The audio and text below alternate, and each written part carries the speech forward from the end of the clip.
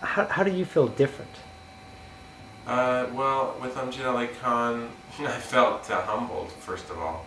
I had already studied Sarod in Nagpur at the Music Academy, P.K. Salve Music Academy and Fine Arts Academy.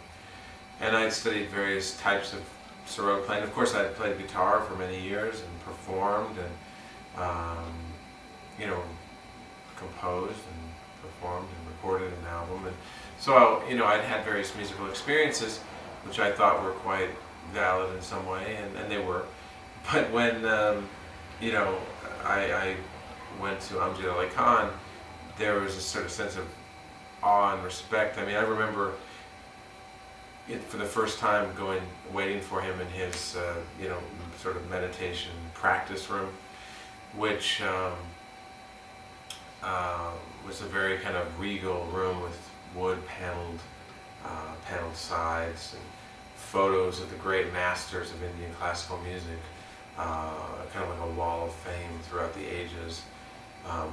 Pretty ominous for a Western guy, to go into kind of like the lair of the master's den, the secret chamber.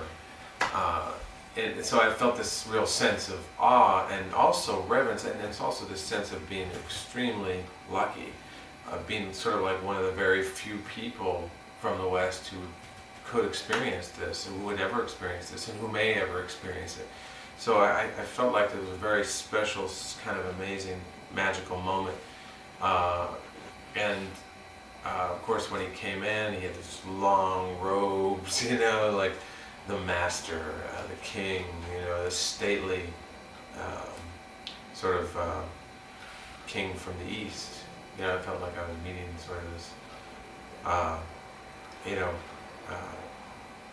and not only a glowing master in music, but also a kind of glowing person. So those were some of my first sentiments. And then of course when it came down to playing Sarod, I played. He asked me to play, and I played. And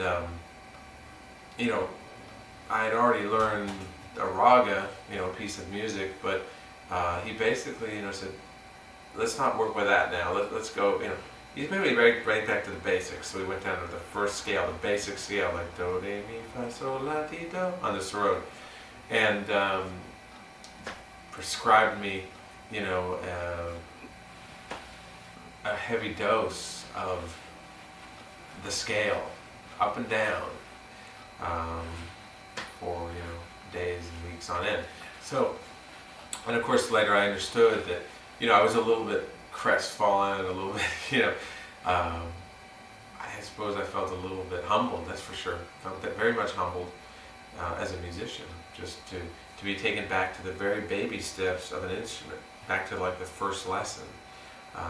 And of course the reason he did that is because he wanted to start me from the beginning, because he wanted to shape my sound, his sound. I become his student. I become a representative of his sound, his tone, his technique, which is absolutely divine. He's developed for he's kind of taken it on after 7 generations, or he's brought it to the 7th generation with his sons. He's the 6th generation.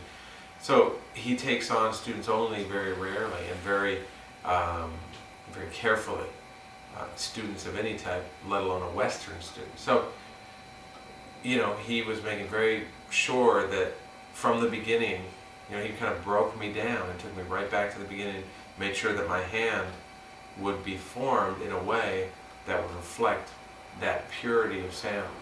And without the purity of sound, the beauty of the instrument would be lost and the tradition would be broken. So he was very careful to, of course I realize that now and I can talk about that now, but at the time, of course, I've traveled all the way from America to India, put a considerable investment, in a way a risk, at the time, into something unknown. I didn't know how it would be. I didn't know what I would get out of it, where I would go with it, and I had kind of a feeling like that I had accomplished something as a musician, but by the end of the lesson, I definitely felt humbled, like I was, kind of going back to basics, and as it turns out, it was a wonderful thing and a great thing to be brought back down to the basics, because it really does make you reflect, and it does make you go deeper, and it makes you start all over, and it's a fresh start. So that's a long answer to a simple question, but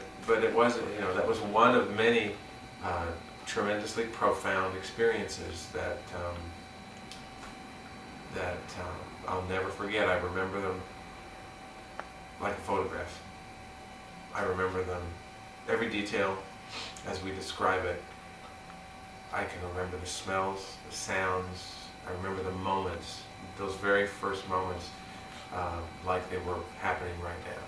And that's how much of an impression he made on me and the experience had.